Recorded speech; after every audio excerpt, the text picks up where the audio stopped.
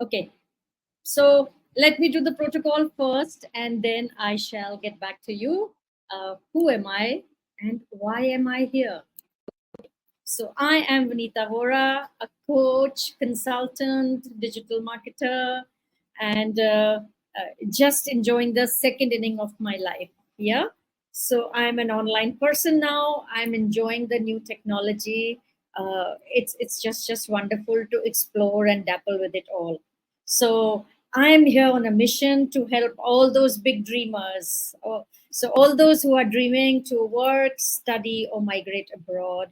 I'm here to help them out with any kind of need, whether they need mindset clarity or they need exam preparation or they need any other guidance or mentoring. I'm here for them.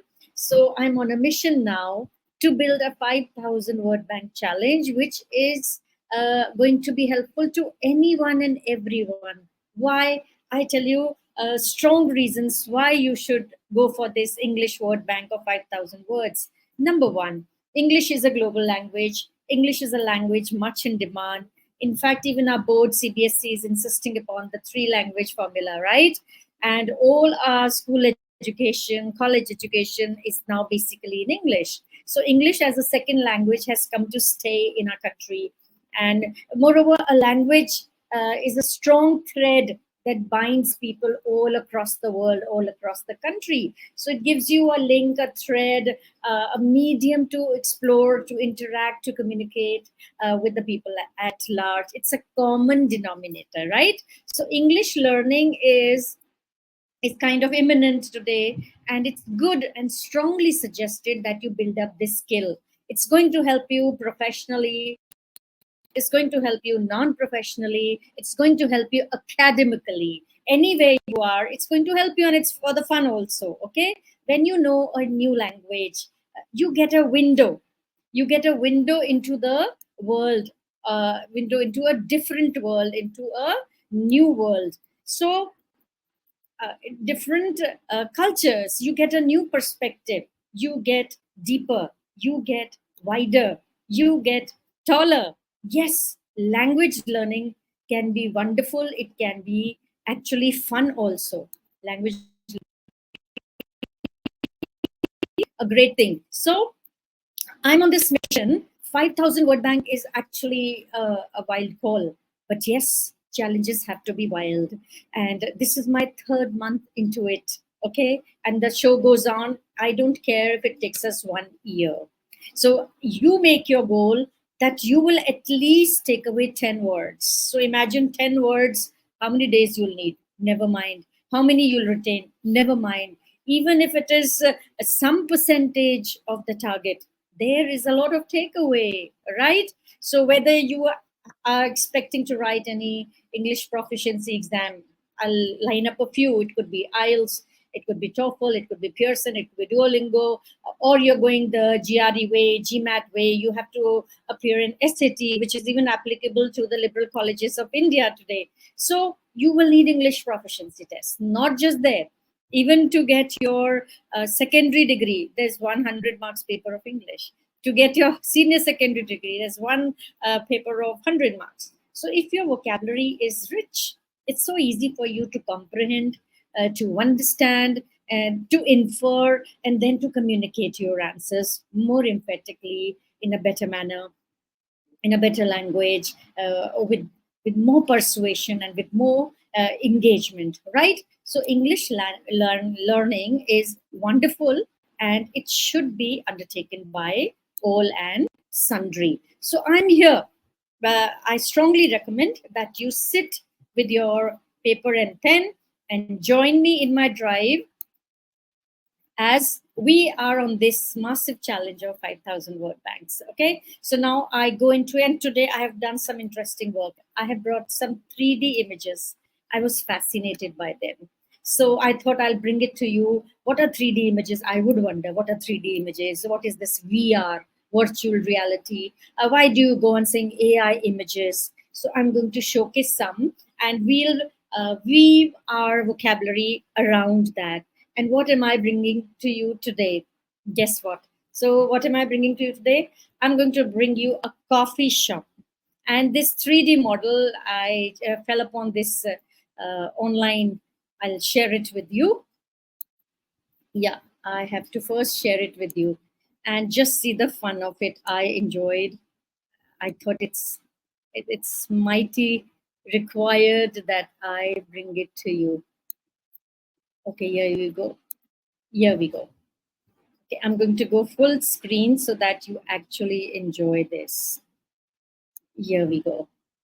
Okay, so now you see this is a image. Now see this. This is a 3D image. I'm going to rotate this. So you get the angle. So you go to coffee cafes.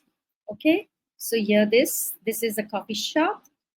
And see this, all this. Okay, so yeah, this is, isn't that wonderful? So I show you from far, I show you from near, I go around, and here. So today I have brought vocabulary associated with coffee shop. In fact, I have brought the thesaurus. Now, what's the difference between thesaurus and normal vocabulary when I use the word? Thesaurus is everything associated with it. So it could be related processes, procedures, whatever you see, the furniture that you see, or the lamps you see, ceiling lamps that you see, or these potted, the pots inside the coffee shop. And then this is the booth area. Okay, so this is an old one anyway. So now I'm going to bring you, we make it small, yeah. Okay, and now I'm going to bring you some other images of coffee. So I'm going to share this image now. When you go for a coffee, please mark the pronunciations. I'm sure many of you have visited the coffee shops, but do you know the right pronunciations? Okay, do you know the right of the coffees that you order? So I'm going to share all the right pronunciations with. So first, see, this is your professional coffee machine. These are coffee grounds. Okay, then steam rising from an old-fashioned, then espresso coffee. Then this is a hand pour coffee. Okay, then the bartender. Now, who's the bartender? The person who attends to you and who brews up your coffee. So what's the right word for coffee? Coffee is always brewed. Coffee is not cooked. Coffee is not made. The right word would be brew the coffee. Okay, then this is your barista pouring water. Then this is a brewing coffee. So what do we say? It's a brewing coffee. The waviness effect of boil in the coffee. Then this is barista. So I'm bringing you all these images so that you get. Now, kettle and cup on the railing. So you see this kettle and cup on the railing. So what is the pronunciation? Kettle and cup on the railing. Then here we have slow motion coffee brewing coming out of the machine. These are fresh coffee beans. Okay, you can see these. These are fresh coffee beans, and they are rotating on the wooden platter. They actually they do it what? They roast them. They roast the coffee beans and then they give you. So I go back to my. So as you go, now I'm going to go full swing on the words that I have brought for you related to the coffee shop. And once in a while, I'll go and showing you the coffee shop. So we will first start with the names of the drinks. Okay, I'll share this one with you now. I hope you guys can see my sheet. Okay, yeah, you can see it. So I'm going to share the words associated with coffee and their right pronunciation. In fact, this deserves a full video altogether on this, which I will bring it to you. Okay, so number one, espresso. It could be a shot, it could be a black coffee. Then cappuccino. So what is it? It is cappuccino. Then it is frothy coffee or milk foam coffee. So when you order cappuccino, it could be either or it could be just milk foam. Then there is latte. So this is the milk coffee. Again, this is cafe or lait. So these French words. Then Americano. So it's a diluted espresso, or it is black Americano. So what is the pronunciation? Americano. Then this is mocha.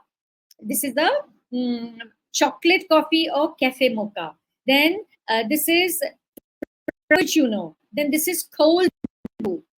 Cold brew could be ice, could be a chilled coffee. Now, what are the tea drinks that you get in a coffee shop? It could be black tea, green tea, herbal tea, or the normal Indian chai, the masala chai, or the spiced chai. Now, these words have found their way into the dictionary. In fact, they have become part of the English dictionary now. So there's always an evolution of language. So many words mix up English, Hindi, and it has come to stay as English. And many of the new words now you will find in the dictionary. They have found their way there, and they are there in the English language per se. So next are the food items that you are likely to get in a coffee shop. It is, and then croissant, and then Danish. So croissant, what is the pronunciation market? There is sandwich, it could be panini or it could be sub. There's dessert, and there dessert it could be cake, it could be muffin, it could be brownie. Salad, it could be a green salad or a Caesar salad.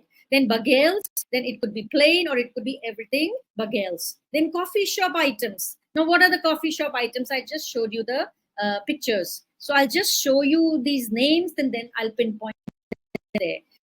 There's a coffee machine. It could be espresso or it could be coffee brewer. Okay, coffee is always brewed. Then there is a grinder. It could be a coffee grinder or burr grinder. Okay, I got a chance to visit in Visakhapatnam, a beautiful coffee museum where they trace the entire history of coffee. And believe me, it was cool to be there. They have this little arrangement of dancing and so many varieties of coffee that you get boggled. It is mind-boggling, and you want to try so many of them. It was a wonderful visit there. So if you go to Visakhapatnam, Vizag, you must visit that place. Vizag. Okay, next is your milk frother. It is a steamer or it's a frothing wand. Then there is a coffee cup. It could be mug. It could be tumbler. There is a saucer. There's the plate. There's a dish. There is a spoon, and there is a stirrer. So when you stir something, what do you call it in English? It is a stirrer. So right now we are here in this empty coffee shop, and we are doing all the words associated with coffee. And this, you see, is a 3D model of coffee.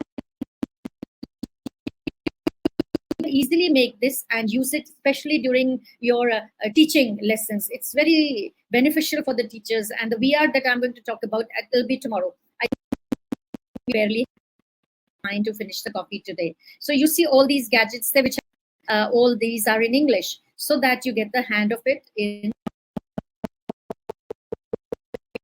Back to our list of words. Okay, here. Okay, yeah. So we are there. I go back to the list. So here. So what are the words? Coffee machine. So should I show you the coffee machine again? Here. You see the professional coffee machine. This is the professional coffee machine. Next we go to this is grinder, milk frother, saucer, and spoon. Let me see. I can show you in the picture. So this is the, you see ground, so ground coffee. So here you see the steam rising, and then this is a hand pour coffee, and this is again bar. Show you the meaning. I told you the word, and then this is the old which you kind of brew at home, the kettle thing. And then this is fresh coffee beans, and then close up of espresso. And what else can we see? Sunlight bathes a cup of morning espresso. Okay, here. So wonderful pics. All these are from the story blocks. Okay, I'll put the links of all these sites below to acknowledge them. How beautifully they have made available these pics to us. The preparation of coffee-based beverages. Now this is your cappuccino. So coffee being brewed. This is how it is brewed. Man making alternative specialty filter. You can even do it without the machines. Yes, man has lived without machines since time immemorial. So fine, machine or no machine, if you're a coffee lover, coffee patron, the time goes on, you can always rustle yourself a cup of coffee. Next is your seating and furniture.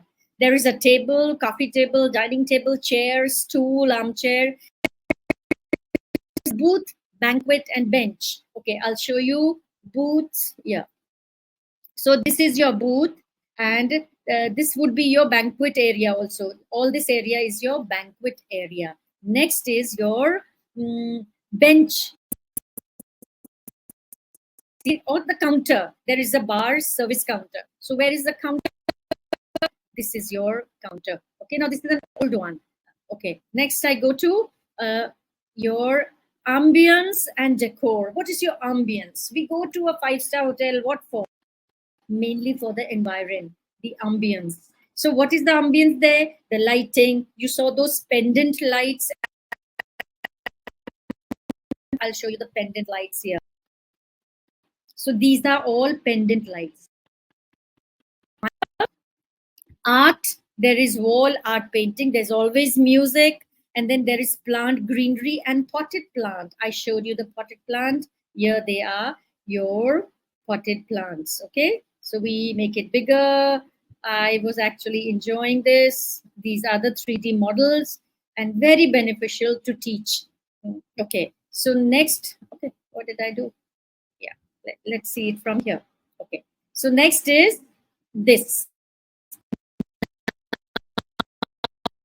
This, the name is barista, the coffee maker, espresso specialist, customers. So customers can be patrons or they can be visitors. Now, what's the difference between a visitor and a patron? Patron is the people who love them, who cherish them. Okay, favorites. They love coffee. Coffee is their favorite. They are the patrons. And who's a visitor? It could be a casual visitor, or maybe first time visitor, or second time visitor, maybe not a patron, but yes, a visitor.